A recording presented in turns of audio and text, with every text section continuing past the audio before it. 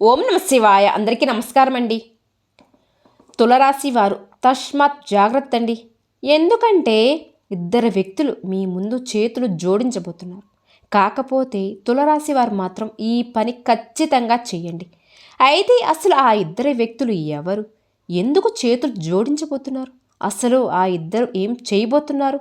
ఈ విషయాలన్నీ తెలుసుకోవాలంటే ఈ వీడియోని ఎక్కడ స్కిప్ చేయకుండా చివరి వరకు చూడండి. అప్పుడే మీకు పూర్తిగా అర్థమవుతుంది. అలానే ఒక చిన్న రిక్వెస్ట్ అండి. మన ఛానల్ని మొదటిసారి చూసే వాళ్ళైతే ఛానల్ని సబ్స్క్రైబ్ చేసుకుని వీడియోకి లైక్ చేయండి. ముఖ్యంగా ముందుగా ఈ యొక్క తులరాశిలో పుట్టిన వారు ఈ 2025 సంవత్సరం నుండి మిఠాయిలు పెంచేటువంటి శుభవార్త వినబోతున్నారు. మొదటిగా ఇక్కడ మనం తులరాశి వారి గురించి మాట్లాడుకోవాల్సి ఉంటుంది. తులరాశి వారు రాశి చక్రంలో 7వ రాశి.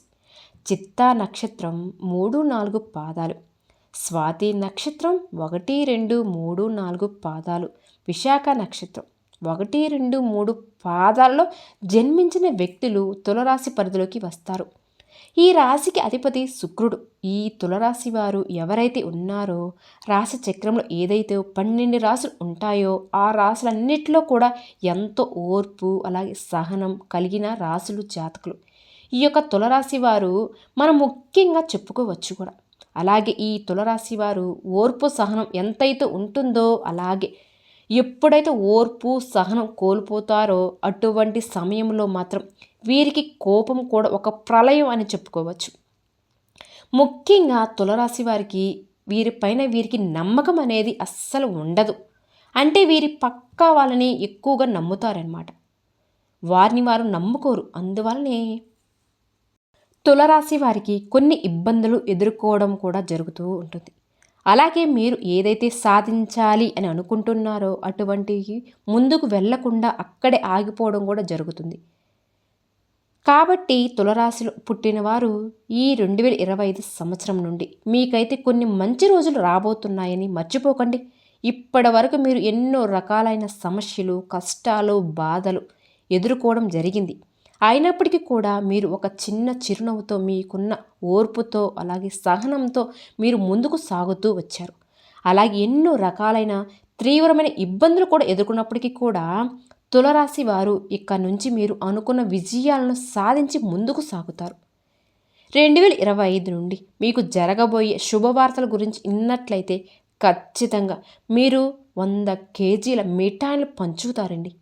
అంతటి పెద్ద శుభవార్తను మీరు ఇప్పుడు వినబోతున్నారు అనే విషయాన్ని గుర్తుపెట్టుకోండి. అలాగే ఈ యొక్క తులరాశి వారి ముఖ్యంగా దైవాన్ని ఆరాధన చేయడం కూడా చాలా ముఖ్యమైన విషయం.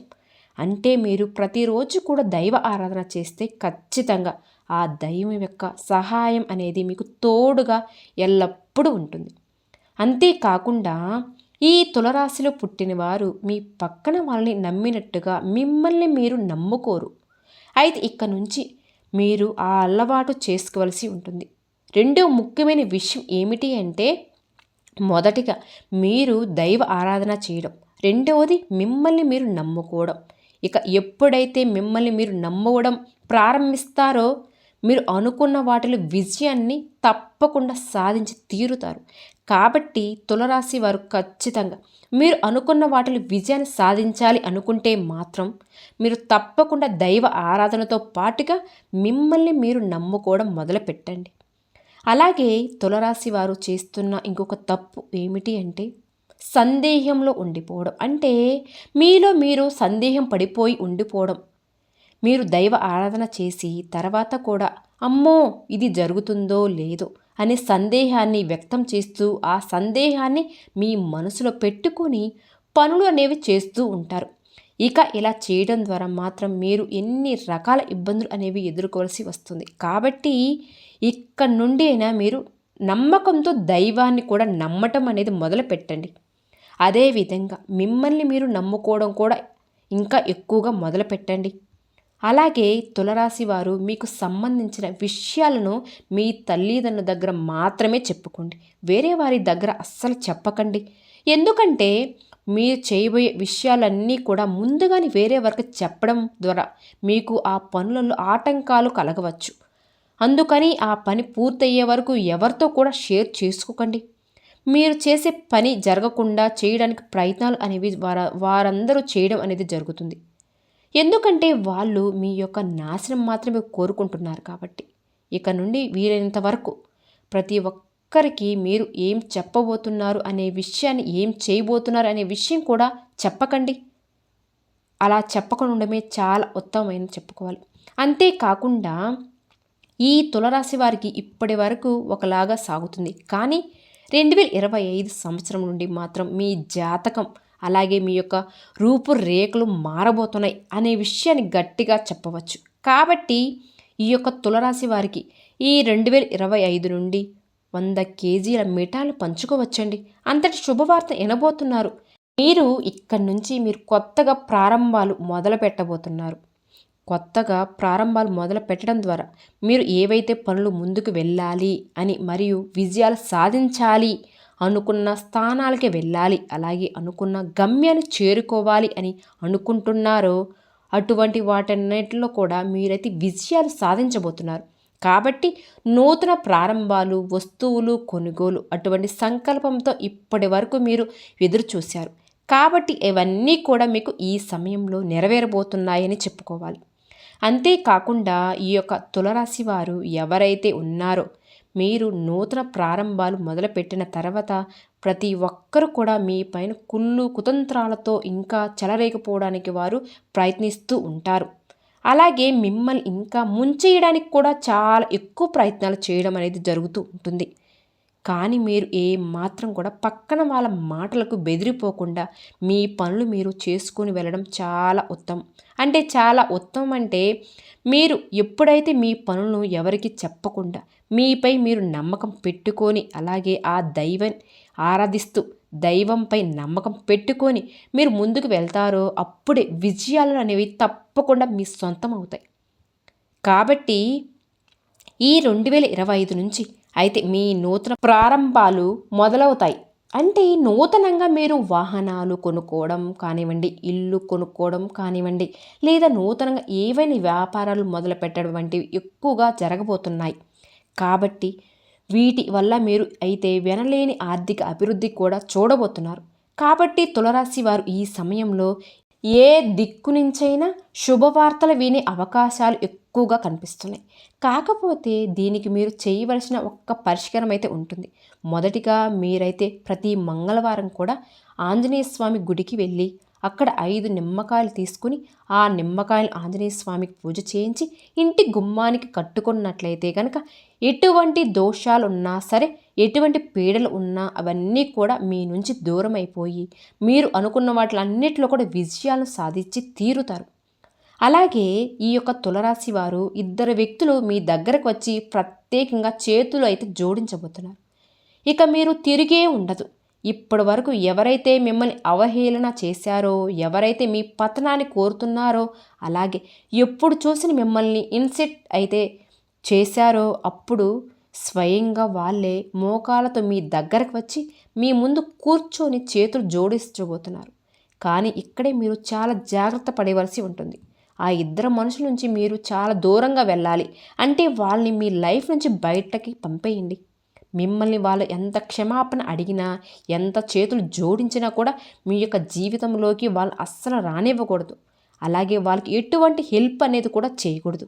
అయితే ఆ 2 వ్యక్తులు ఎవరు? అలాగే మీరు వాళ్ళతో ఎటువంటి జాగ్రత్తలు తీసుకోవాలి?